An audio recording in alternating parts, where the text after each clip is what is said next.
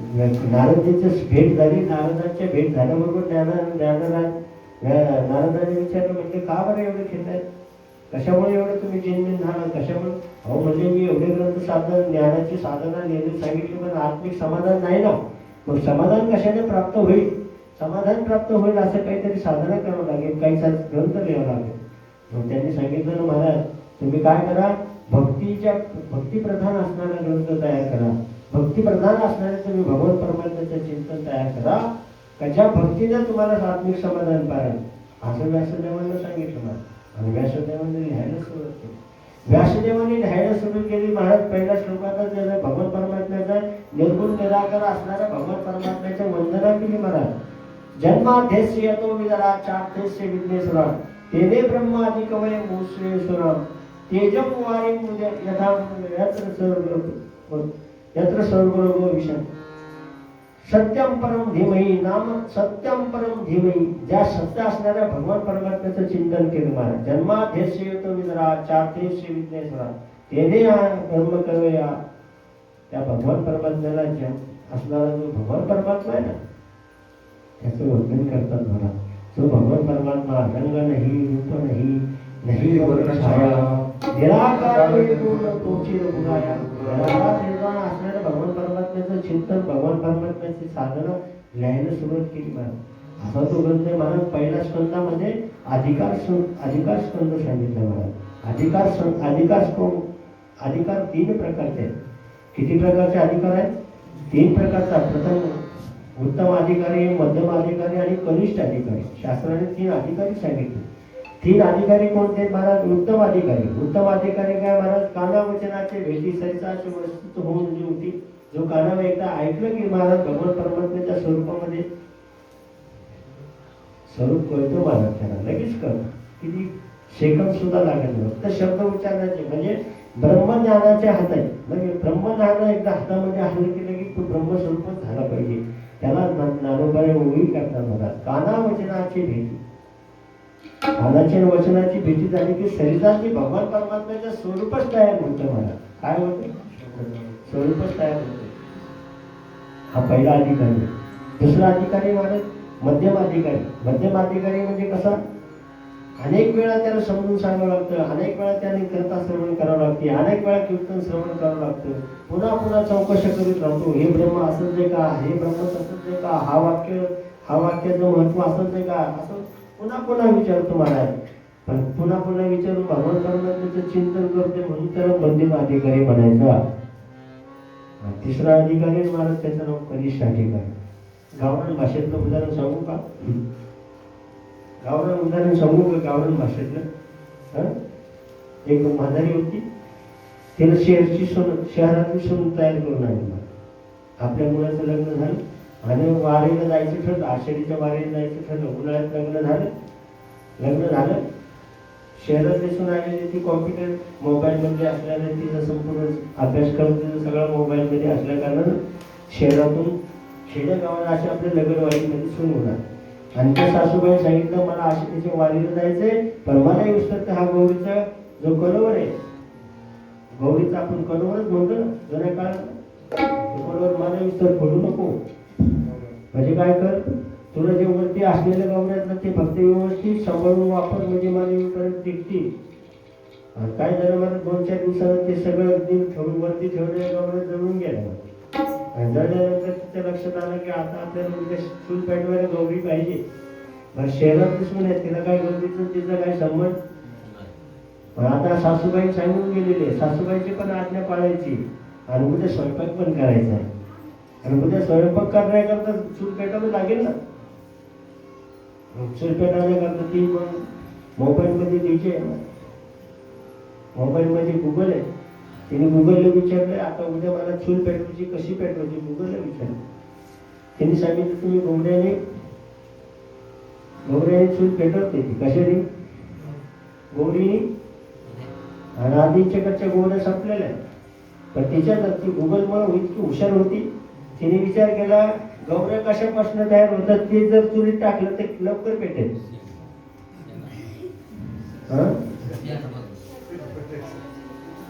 काय करले? हुशार मुलगी आहे ना ती, शहरी मुलगी, शहरातली मुलगी. आणि हुशाराचे मुलं लोक हुशार असतात आहे की नाही, असं आपली समज आहे. तसं काहीच नसतं मला. ही बुद्धी आहे ना भगवान परमात्म्याने दिलेली असते मला. ती कुठे वापरायची, कशी वापरायची, ती भगवान परमात्मा तुम्हाला सगळं सूत्रबद्ध करून पाठवलं. तुम्हाला असं वाटतं मी नाही आणि मी फार हुशार आहे, अजिबात नाही मला. हे सगळं भगवान परमात्म्याने अगोदर सूत्रसंचालन करून ठेवलेलं आपलं. तिने विचार केला महाराज हे शेण उचलून तिने चुलीमध्ये टाकलं आणि चुलीमध्ये टाकलं. किती वेळा महाराज तिने डोळे फुकून फुकून फुकून फुकून डोळ्यातून धुरच गेला, नाकातून गेला, तोंडातून गेला, पण चूल काय पेटली, स्वयंपाक काय करण्याचा प्रसंग आला नाही. काय केलं तसं जे महाराज एक कनिष्ठ अधिकारी तसाच आहे. त्याच्या व्याच्यापेक्षा तर वरचे नाही गौरीचे, पण थोडी आंबट वरली. कोणती आंबट वरली म्हणजे कशी, फार वाळलेली पण नाही, थोडं वडलं पण नाही, अशी मधीची. ती फार फार तर काय करते मला धुपत राहते. काय करते, धुपून राहते. तेव्हा फुगलं का फुंकर मारलं का पेटते. पण परत असे असंच आपला मध्यम अधिकारी फार कीर्तना करतोय, कीर्तनाला जातोय, कथेला जातोय, सगळ्याला जातोय महाराज. पण किती वेळ, जोपर्यंत या सभा मंडपामध्ये बसलेलो आहे, जोपर्यंत या कागदावरती आपण बसलेलो आहे, तोपर्यंत असं वाटतं काय खरं जीवनाचं, अहो परमार्थच केला पाहिजे. आणि परमार्थशिवाय आहेच काय दुसरं महाराज. पण कुठपर्यंत त्या कागदावर बसलेला आहे तोपर्यंत. कागदावर उठला का लगेच झटकून टाकते महाराज, लागला घराकडे चालायला महाराज. असा मध्यम अधिकारी. पण त्याच्यापेक्षा एक श्रेष्ठ अधिकारी आहे. कापूर आहे ना, कापूर, कापुराला आगने लागल्यावर 2 दिवसांनी कापूर पेटतो लगेच. कापडाला अग्नीचा स्पर्श लागला की 2 दिवसांनी कापूर पेटतो. अग्नीला ओढून घेतोय कापूर. कापूर काय करतो, अग्नीला ओढून घेतो, अग्नीला जवळ करून घेतो. म्हणून ज्ञानोबरायांनी ओवी सांगितली महाराज, कानावचनाची भेटी शरीराची वस्तू होऊन उठी. कानावचनाची फक्त शब्दाची ब्रह्मज्ञानाची शरीर भेट झालेली झाली लगेच ब्रह्म कळतं महाराज. ब्रह्म कळतं. असा अधिकारी आहे, पहिल्या स्कंदामध्ये अधिकारी आहे. मग अधिकाऱ्याचं वर्णन करायचं मला. आणि व्यास महर्षीने बरं का आतापर्यंत किती युग झालेत महाराज. रोज आरती म्हणतो का नाही आपण, हो 18 विश्वविद्येवरी मामा का भेटी रोज म्हणजे महाराज 828 युगामध्ये. आणि या प्रत्येक युगामध्ये भगवान व्यासदेवांचा जन्म महाराज. आता सुद्धा आपला 28व्या युगामध्ये भगवान व्यासाचं नाव आहे द्वैपायन व्यास. काय नाव आहे, आतापर्यंत 28 व्यास होऊन गेले. 28 व्यास होऊन गेले. प्रत्येक युगामध्ये व्यासदेव आहेत. 4 युग, 4 हे जन्मजन्मी आपल्यापर्यंत आणण्याचे कामच व्यासदेवांचं आहे महाराज. हे 4 वर्ष, 4 पुराण, 4 वेद, 6 शास्त्र, 18 पुराण आणि 18 पुराण आहे, 6 शास्त्र आहे, 4 वेद आहे, श्रीमद भागवत आहे, श्रीमद भगवद्गीता आहे. हे सर्व श्रीमद देवी भागवत सुद्धा ग्रंथ व्यासदेवानेच लिहिला. श्रीमद देवी भागवत सुद्धा ग्रंथ आहे. देवीचं महात्मा आहे त्याच्यावर. मध्ये त्या देवी भागवतावर कथा करतो आम्ही. नवरात्राच्या काळामध्ये देवी भागवत कथा करतात, तो सुद्धा व्यासदेवांच्या कृपा आशीर्वादाने आलेला आहे. असा श्रीमद भागवत ग्रंथ हा व्यासदेवांना आपल्यावरती कृपा करण्याकरता तयार केला मला. कशा करता, त्याच्या अधिकारी कोण आहे मग, त्याचा अधिकारी आहे. ही कथा अनेक वेळा भगवान परमात्म्याचे चिंतन अनेक वेळा सांगितलेलं आहे. सगळ्यात पहिलं जर कोणी सांगितलं असेल, ह्या कथेला सगळ्यात प्रथम जर कोणी सांगितलं असेल तर तो भगवान परमात्मा आहे. या श्रीमद भागवतानं सुरुवात करण्याच्या अगोदर व्यासदेवांना भगवान परमात्म्यापर्यंत अगोदर भगवान परमात्म्यानेच सांगितलं मला. पण ते सांगितलं कुणाला, सगळ्यात पहिल्यांदा ही श्रीमद भागवत मैत्री मुनी आणि उद्धवजी या दोघांना सांगितलं मला. ती कथा सगळ्यात प्रथम जर कोणी ऐकली असेल तर उद्धवजी आहे. सगळ्यात प्रथम कोणी ऐकलं असेल तर मैत्री मुनी आहे. मैत्री मुनींनी आणि उद्धवाने ही कथा श्रवण केली. पण व्यासदेवांना प्रवृत्त करण्याचं काम मात्र नारदाने केलं महाराज. नारदाने त्या ग्रंथाला लिखाण सुरू केलं.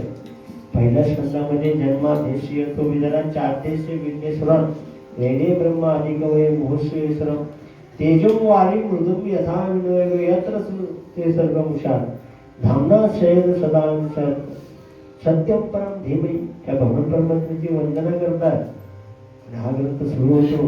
आणि मग प्रथम स्कंदामध्ये हा प्रथम स्कंदामध्ये अधिकार स्कंद होतो आणि अधिकार स्कंदामध्ये अधिकार सांगितलाय तुम्हाला. तर त्या ग्रंथाचं लिखाण करत असताना नुकतंच महाभारती युद्ध संपलेलं होतं. नुकतंच युद्धाची समाप्ती झालेली होती.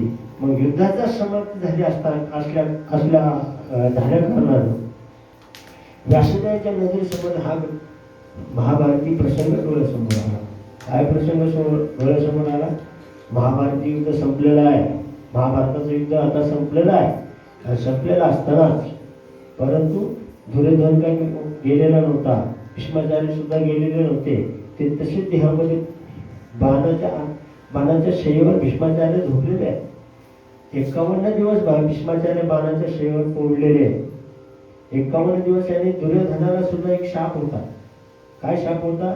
एकाच वेळेस तुला आनंदाची आणि दुःखाची बातमी जेव्हा कळेल तेव्हा तुला या देहातून मुक्त होईल. तोपर्यंत त्याला शाप होता. म्हणजे तोही एवढंच पडलेला होता कारण त्याच्या जांघेवरती भीमानं गदा मारलेली होती आणि गदेमध्ये तो विवळत होता. कारण त्याचं बाकीचं संपूर्ण शरीर वजनाचं होतं. फक्त एवढाच भाग जो होता तो भगवान परमात्म्याने त्याचा कच्चा ठेवला.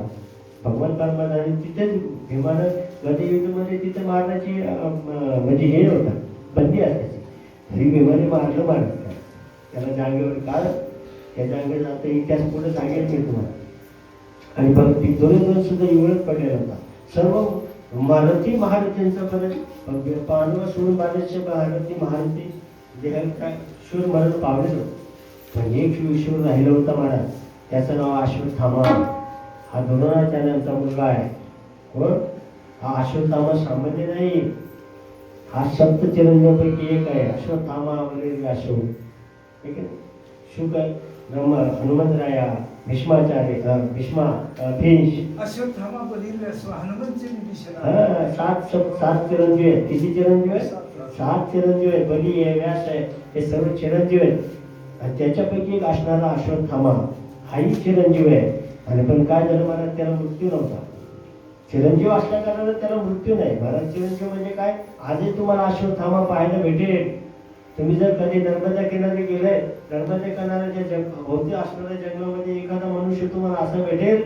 जर तुमचं परम भाग्य असेल, तुमचं जर पूर्व पुण्य असेल ना, तर तुम्हाला तो तेल मागेल. काय मागेल? तेल मागतो महाराज. कशा करता? त्याचा असणारा जो मणी आहे, भगवान परमात्म्याने अर्जुनाने तो मणी काढून घेतला. त्या मण्याची जखम आहे ना, त्या जखमेकरता तो तेल मागतोय. फक्त आपलं पूर्व पुण्य असलं पाहिजे. आपलं पूर्व पुण्य जर असेल तर आपल्याला अश्वत्थामाचं दर्शन घडेल. आणि तो नर्मदे किनारीच फिरतोय महाराज. नर्मदा किनारा किती राज्यामधून जाते महाराज? 3 राज्यात जाते महाराज. महाराष्ट्र, गुजरात आणि मध्य प्रदेश. या 3 राज्यामध्ये ती नर्मदा गैया फिरत असते. आपण जे नर्मदा आपल्या इकडचे बरेचसे लोक महाराज नर्मदा परिक्रमा करतात. फक्त परम भाग्य असावं लागतं. भाग्य असलं तर आपल्याला त्याचं दर्शन होईल किंवा त्याच्या आपल्यावरती जर देवाची कृपा असेल तर आपल्याला तो कोणत्या स्वरूपाचं दर्शन मिळून जाईल. हा जो अश्वत्थामा आहे ना, हा चिरंजीव आहे. आणि चिरंजीव असल्या कारणानं त्यांनी काय केलं? तो दुर्योधनाकडे गेला म्हणा. बरं, दुर्योधनाचे सगळं सेनापत्यांचा शूरगतीला पावले, वीरगतीला पावले होते. मग अश्वत्थामा गेला म्हणला, असं कर, मला फक्त एकदा सेनापती कर, मी सगळ्या पांडवांचा देह पांडवच मारून टाकतो म्हणतो. कोण म्हणला?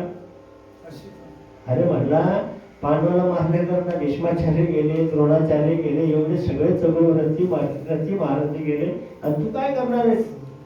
पण ते म्हणलं, तुम्हाला फक्त सेनापती तर कर, मी मारतो का नाही बघ. असं कोण म्हणणार?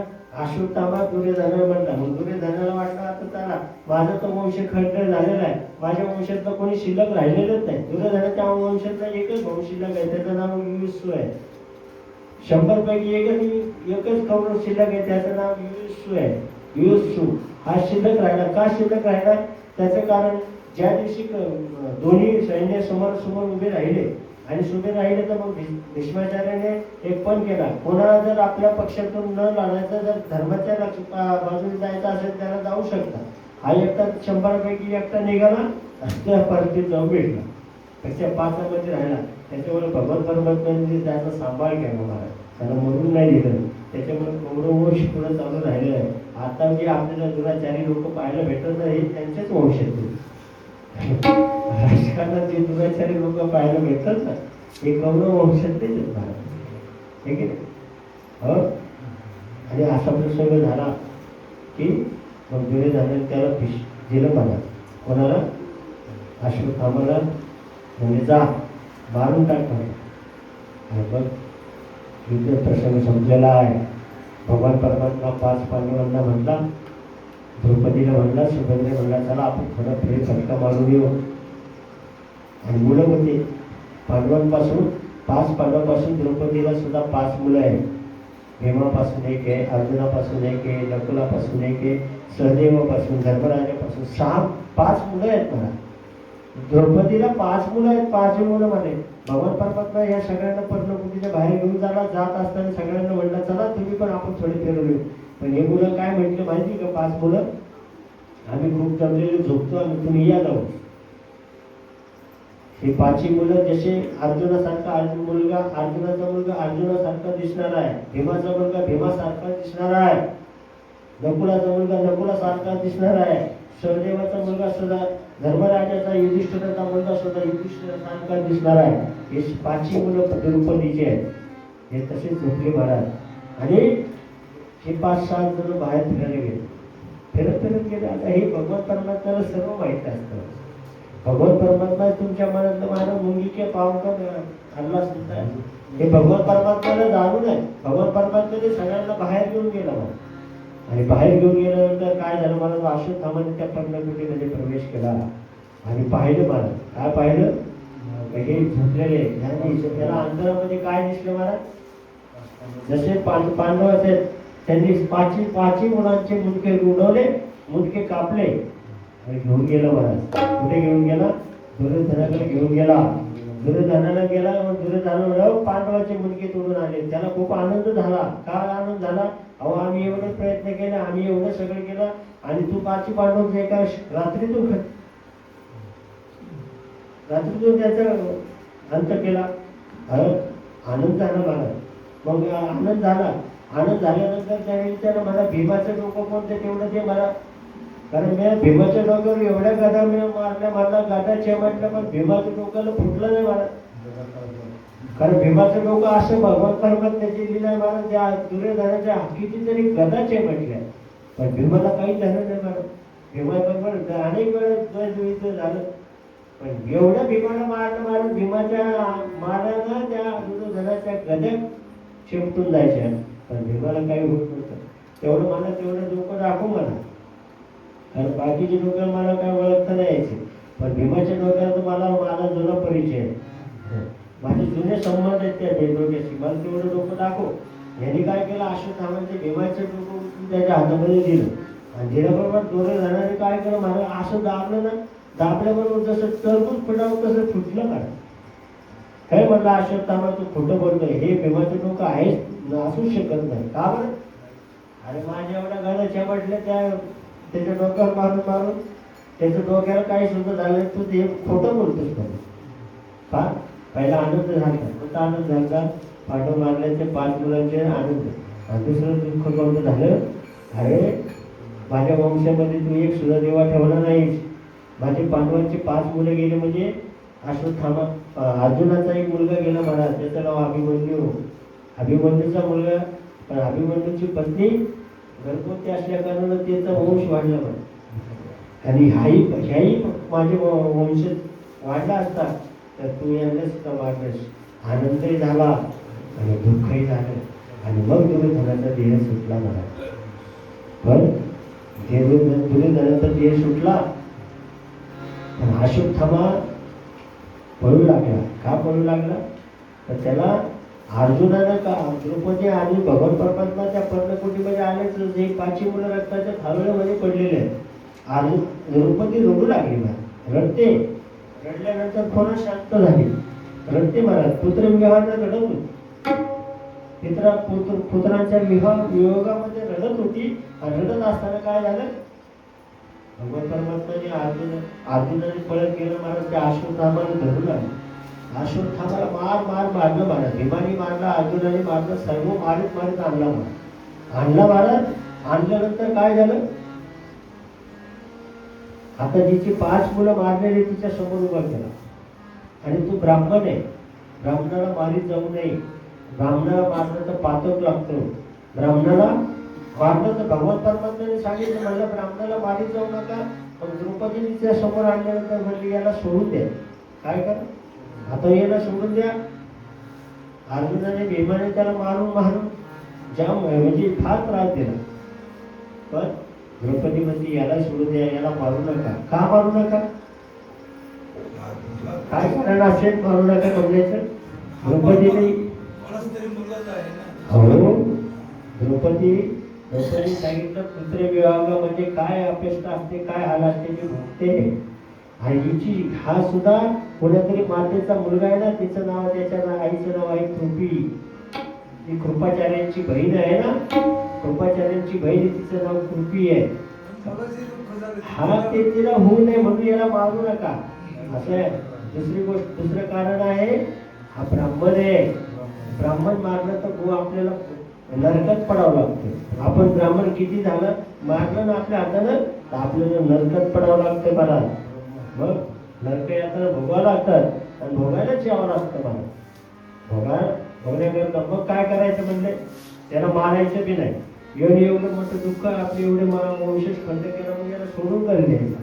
पण त्याच्यासाठी एक उपाय करा. काय करा, त्याचं ब्राह्मणत्व नष्ट करा. काय करा, त्याचं ब्राह्मणत्व नष्ट करा आणि याला सोडून द्या. काय करा, त्याला 5 ठिकाणी शेंड्या काढा. शेंड्या काढल्यानंतर त्याचं ब्राह्मणत्व नष्ट होतं. त्याचं ब्राह्मणत्व नष्ट झालं की याला सोडून द्या. सोडून द्या, याला तर बरं झालं. परत जे शेतीनं परत आपण शेती करू म्हणले, ते अश्वत्थामा म्हणलं. केस वाढतात, केस थोडे तसे राहतात मला. केस वाढणार आज न उद्या, आज शेंड्या काढल्या पण 4 दिवसांनी माझे केस वाढतीलच. त्याला सोडून दिला. सोडून दिला पण आनंदाने उड्या मारत होता. काय आनंदाने उड्या मारत होता, पांडवांच्या वंश खंडन केला, पांडवांचा वंश संपवला. पांडवांच्या वंशात कोणी दिवस ठेवला नाही. तिथे एक सदग्रस्तता रस्त्याने चालला होता. म्हणला अरे काय संपवणार म्हणलं तू, पांडवांचा वंश शिल्लक म्हणला. उत्तरेच्या गर्भामध्ये अभिमन्यूचा पुत्र जन्माला येणार आहे. याने राग आला म्हणत, अरे पांडवांचा वंश संपतच नसतो म्हणलाय. पांडवांचा वंश शिल्लक आहे, पांडवांचा अंकुर शिल्लक आहे. मग यांनी काय केलं महाराज, त्यांनी ब्रह्मास्त्राचा प्रयोग केला. आणि असा प्रयोग केला महाराज, भगवान परमात्मा सगळ्यात द्वारकेला जाण्याकरता निघालाय. भगवान परमात्मा आता द्वारकेला जाण्याकरता निघालेला आहे. भगवान परमात्मा एक पाय रथामध्ये बसलेला आहे, एक पाय रथामध्ये ठेवलेला आहे आणि दुसरा पाय जमिनीवरती आहे, भूमीवरती आहे. आणि आता जाण्याकरता निघाले. सगळेजण रस्त्याने त्यांना वाटे लावण्याकरता आलेले आहेत. 5 पांडव आलेले आहेत, द्रौपदी आहे, सुभद्रा आहे, कुंती माता आहे. या सगळे जण त्या भगवान परमात्म्याला वाटे लावण्याकरता, रथात वाटे लावण्याकरता आलेले आहेत. आणि तेवढ्यामध्ये त्याच्यावरती ब्रह्मास्त्राचा प्रयोग केला अश्वत्थामानं. उत्तरेच्या गर्भावरती ब्रह्मास्त्राचा प्रयोग केला. ती धावत आली बरं. भगवान परमात्म्याचं एक पाऊल रथामध्ये आहे आणि ती धावत आली बरं. धावत आली भगवान परमात्मा. तिने एवढे, तिला 5 सासरे आहेत, 3 सासरे यांच्याकडे धावत नाही गेली बरं. आता याच्यातच कोणी माझं आता येते सोडायला एका चक्कर पाणी, एक चक्कर पाणी सोडायला येणार ना भारत. तो कामाने तो कामाने तो तो कामाने तो कामाने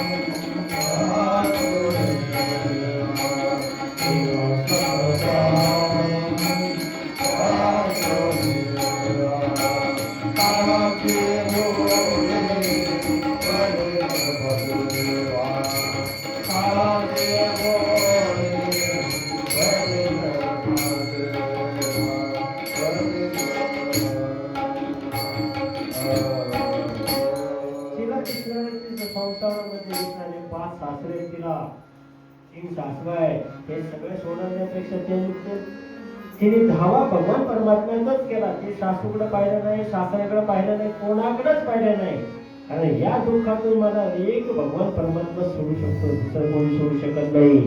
तिने ते जाणलं महाराज आणि जाणून त्या भगवान परमात्म्याकडे धाव केली. हे भगवान, हे परमात्मा, मला हे माझ्या शरीराचा दाह व्हायला लागला. का दाह होत होता महाराज? तिच्या गर्भावरती ब्रह्मास्त्राचा प्रयोग केला.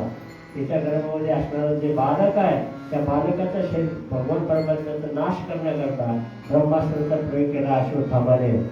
अश्वत्थामाने तिच्या गर्भावर अस्त्र केल्याचा परिणाम ती पळत आली, धावत आली. मला भगवान परमात्मा मला वाचवा, भगवान परमात्मा मला शरण द्या. शरण गेली मला. भगवान परमात्म्याने शरण गेला. रथावरती ठेवलेला पाय पुन्हा जमिनीवरती ठेवला आहे आणि जमिनीवरती ठेवला महाराज. आणि जमिनीवरती ठेवल्याबरोबर तिच्या डोक्याला जवळ घेतलं आणि तिच्या डोक्यावरती हात ठेवून बोलतं म्हणाल, काय झालं द्रौपदी तुला? काय झालं तुला? उत्तरे तुला काय झालं? काय काय त्रास होतोय? काय होते तुला? सांग मला. म्हणजे भगवान परमात्मा, माझ्या शरीराचा दाह होतोय, माझ्या शरीराचा दाह होतोय, या दाह शांत करा, या दाहातून शांत करा. पण शरीराचे इतके दाह होतो म्हणजे उष्णता भडकल्या जसं माणसाला त्रास होतो त्या पद्धतीने त्रास होतोय. कारण ब्रह्मास्त्र सामान्य नाही, ब्रह्मदेवाचा आश्रय आहे. ते ब्रह्मदेवाचा आश्रय आणि ते आश्रम शरीरावरती दाह करत होता. उत्तरेने गेले, भगवान परमात्मा मला शरण घ्या, मला शरण कर. भगवान परमात्म्याला शरण गेली महाराज ती. जोमत होय अन्नने शरण त्याचे निवारी जन्म म्हणून या लागी शरणागत शरण घेतो किंवा गतीर म्हणता प्रभू साक्षी विमाचं शरण स्वर प्रभव प्रयस्थानम विधानम बीजमव्ययम. त्याच्या पुढचं सांगू महाराज, देशान म्हणून समुद्रता मूर्ती संसार सागर भवानी नजनात पार्थ मैया वेशित जे नसा. फक्त मला शरण घे मला. काय कर, इकडे घड्याळ पळते महाराज म्हणून मी आता जरा थोडा फास्ट स्पीड करतो महाराज. आपण बरोबर वेळेत थांबवण्याचा प्रयत्न करू. ती धावते महाराज. धावल्याबरोबर त्या भगवान परमात्म्याने तिचं शरण जवळ घेतलं. जवळ घेऊन महाराज तिच्या डोक्यावरती हात ठेवला. हात ठेवला. भगवान परमात्मा म्हणजे काय होते उत्तर तुला? हो भगवान परमात्मा, माझ्या शरीराचा दाह होतो. शरीराचा दाह होतो. त्यांनी अंतर्मनानं पाहिलं म्हणून अंतर्करणामध्ये दिसलं की हिच्या देहावरती, हिच्या गर्भावरती ब्रह्मास्त्राचा प्रयोग झालेला आहे. ब्रह्मास्त्राचा प्रयोग झालेला आहे. ते भगवान परमात्म्याच्या लक्षामध्ये आला. भगवान परमात्म्याने सांगितलं, उत्तरे तुझ्या शरीराचा जर दाह थांबवायचा असेल तर मला काहीतरी दे. आता पाक काय मागते भगवान म्हणतात, तुझ्या शरीराचा जीव जाण्याचा प्रसंग आहे. तुझ्या शरीराचं एवढं दाह होत आहे आणि भगवान परमात्मा म्हणतोय काय, उत्तरे मला काहीतरी दे आणि तू अगोदर दे, मग तुझं मी काम करेन. असंच भगवान हा भगवान असाच आहे. कारण भगवान परमात्म्याचा एक स्वभाव आहे. काय स्वभाव आहे? घेशी सेवा देशी ऐसा असशी गुरा. तो घेतो अगोदर आणि मग देतो महाराज. आता उत्तरेचा देहा शरीराचा दाह चालू आहे, शरीराचा दाह होतोय. भगवान परमात्म्यानं म्हणजे तुला काय लागतं ते घे, पण मला तू फक्त या दाहातून मुक्त कर. काय घे म्हणजे? काय मागितलं महाराज? तुझं मातृत्व मागितलं महाराज. काय मातृत्व? अहो काय मातृत्व मागितलं म्हणजे काय मागितलं महाराज? त्या उत्तरेच्या गर्भामध्ये प्रवेश मागितला. त्या उत्तरेच्या काय पवित्र कुस असेल महाराज उत्तरेची. भगवान परमात्म्याने डोक्यावरती हात ठेवलाय. भगवान परमात्म्याने अंगुष्ठ प्रमाण रूप धारण केलं आणि तिच्या श्वासावाटे त्या गर्भापर्यंत गेला महाराज. गर्भामध्ये गेला आणि गर्भामध्ये गेल्यानंतर त्या गर्भाच्या भोवती सुदर्शन चक्र घेऊन फिरतोय महाराज. कोणाच्या? उत्तरेच्या असणाऱ्या बालकाच्या गर्भावर भोवती भगवान परमात्मा सुदर्शन चक्रानं फिरता घालतोय. आणि मग त्या ब्रह्मास्त्राला कळाले महाराज. काय कळालं महाराज? आता हे चक्र काय सामान्य नाही, हे चक्र तर माझ्या बापाचं आहे. ब्रह्मदेव कोण आहे? भगवान परमात्म्याचा मुलगा आहे. म्हणजे नाभी कमळातून जन्माला आलेला आहे, म्हणजे बापाचा आहे.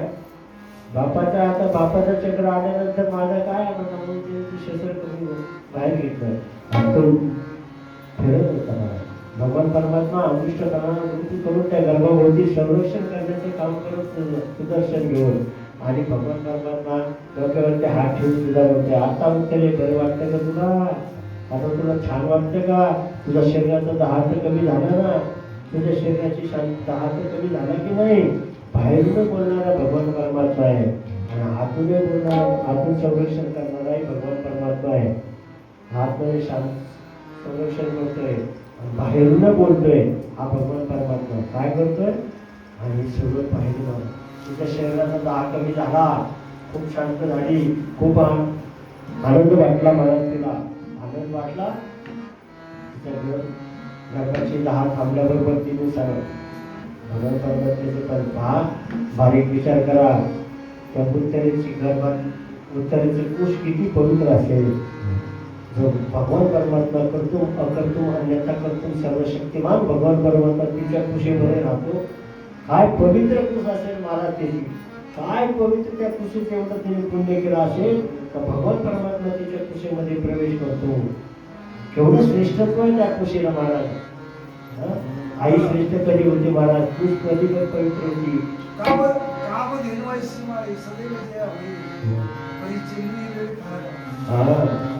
कामधेनू, कामधेनू काय? आयशी माय, कामधेनू आहे महाराज. कामधेनू आयशी माय आहे ना. कामधेनू म्हणजे काय महाराज? कामधेनू म्हणजे तुम्ही जी इच्छा करत ते तुम्हाला पुरवते, आहे की नाही? कामधेनू असो, चिंतामणी असो, हे फार तुम्हाला फार चिंतन करा तेवढं कळलं महाराज. पण भगवान परमात्मा उत्तरेच्या गर्भात गेले हे कामधेनूपेक्षाही श्रेष्ठत्व आहे महाराज. भगवान परमात्म्यापेक्षा भगवान परमात्मा खुशीमध्ये येणं, भगवान परमात्म्याने त्या उत्तरेच्या गर्भामध्ये प्रवेश करणे याच्यासारखं पवित्र भाग्य आहे कोणाला नाही ना मला. पवित्र भाग्य मला. हे सगळं प्रसंग झाल्यानंतर भगवान परमात्मा रथात पुढे बसून द्वारकेला जायला निघाला. द्वारकेला जायला निघाला, सगळे आग्रह करून आहे भगवान परमात्मा आजच्या दिवस थांबाला. सगळ्यांनी आग्रह केला. धर्मराजाने केलं, भीमाने केला, अर्जुनाने केला, नकुलाने केला, सहदेवने केला, सगळे आग्रह केला आजच्या दिवस थांबाला. खरं सांगू का? त्यानंच थांबायचं होतं. कोणाला? भगवान परमात्म्यालाच थांबायचं होतं. भगवान परमात्म्याला जायची इच्छाच नव्हती, थांबायचं होतं. अंतरेचे घेतो पालोने भावाचे, अंतरेचे घेतो पालोने भावाचे, अंतरेचे घेतो पालोने भावाचे, पालोने भावाचे,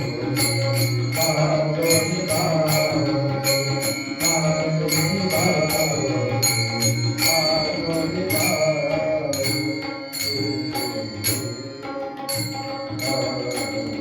सगळ्याच्या अंतःकरणाचं एकच भाव झाला म्हणतो हा भगवान परमात्मा थांबावं. सगळ्याच अंतःकरणात वाद. मानवाचा तर झालाच महाराज, सुभद्रेचा झाला, द्रौपदीचा झाला, कुंतीमातेचा झाला, सगळ्यांच्या आग्रह खातं महाराज भगवान परमात्मा थांबला. थांबला महाराज. का बरं? मग त्याला थांबायचंच होतं. का बरं? याचं थांबण्याचं काय कारण आहे सांगू का? आज सांगू का उद्या सांगू? 10 मिनिटात सांगून नाही होणार माझ्याकडून. आज सांगू का उद्या सांगू? आज सांगितलं तर 10 मिनिटं सांगून द्यायचं. 10 मिनिटं पुढे कथा गेली तर चालेल का? हा चालेल का? तुमच्या मनावर. मला काय नाही तिथे आता थांबतो मला. जर तुम्हाला संपूर्ण प्रसंग सांगायचं म्हटलं तर 10 मिनिटं सांगून होणार नाही. आज सांगू का उद्या सांगू? ऐकण्याचं म्हणजे ऐकण्याचं तुम्हाला 10 मिनिटं बसणार का तुम्ही ऐकून? म्हणजे 9:30च्या पुढे जाईल 10 मिनिटं का? चालेल का? परत तुम्ही म्हणता याला कोणी सांगितलं होतं असं नाही. कारण कसं आहे, एखाद्या मुख्य विषयावर येऊन थांबलेलं बरं आहे. सांगू का बघू? सांगतोच मग. 10 मिनिटं जास्त म्हणजे राग मानू नका, आहे का नाही? 10 मिनिटं जास्त सांगितलं चालेल ना? काय मला सुद्धा आहे ना, मी टाईम लिमिट मध्ये राहायचं सोडून जास्त लिमिट करतच नाही कधी. तुला महाराजांना माहिती आहे 9 जीव केला असता. आपण काय ते 40 वर्षांपूर्वी 9 जीव ठेवून गेला म्हणजे माझा स्वभाव बनलेला आहे तसा. अजून सांगतोच महाराज कृष्ण भगवानाची